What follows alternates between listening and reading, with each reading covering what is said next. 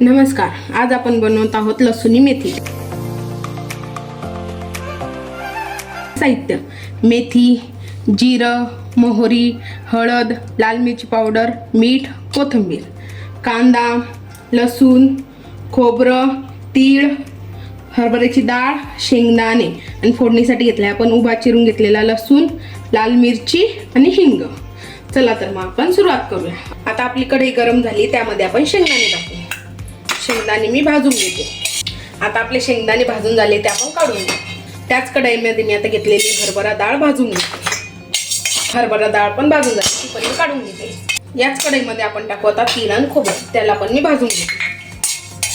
आता हे सगळं मिक्सर थंड झालं की मी मिक्सरला बारीक वाटून घेते। आता आपण कढईमध्ये तेल टाकून देऊ। तेल टाकणं झालं की त्यामध्ये लसूण टाकू।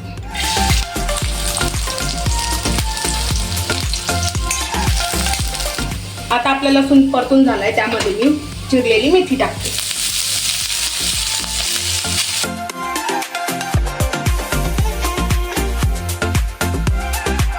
आता आपली मेथी परतून झाली, आता मी ते एका पात्रामध्ये काढून घेते। आता कढईमध्ये तेल टाकते।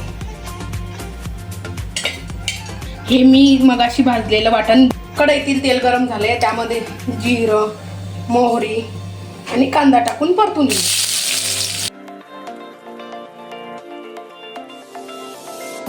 आता आपला कांदा परतून झालाय, त्यामध्ये टाकूया हळद, लाल तिखट, हे परतून घेऊ। हे परतणं झालं, आता त्यामध्ये टाकू आपण तयार केलेली पेस्ट। या पेस्टला आपण तेल सुटेपर्यंत परतूया। आता आपल्या मसाल्याला चांगलं तेल सुटलेलं आहे, आता त्यामध्ये आपण ही परतलेली मेथी टाकून घेऊया।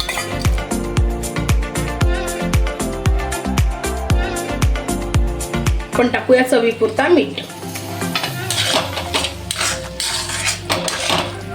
आपल्याला हवं तितकं पाणी कमी जास्त करून टाकू शकतो। आता आम्हाला ग्रेव्ही पाहिजे म्हणून मी थोडं पाणी ऍड करते याच्यात।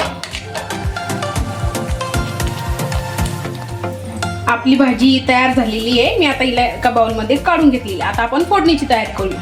आता फोडणीसाठी आपण अगोदर तेल टाकू, त्यामध्ये लसूण, सुकी हिंग, लाल मिरची टाकून मिक्स करू।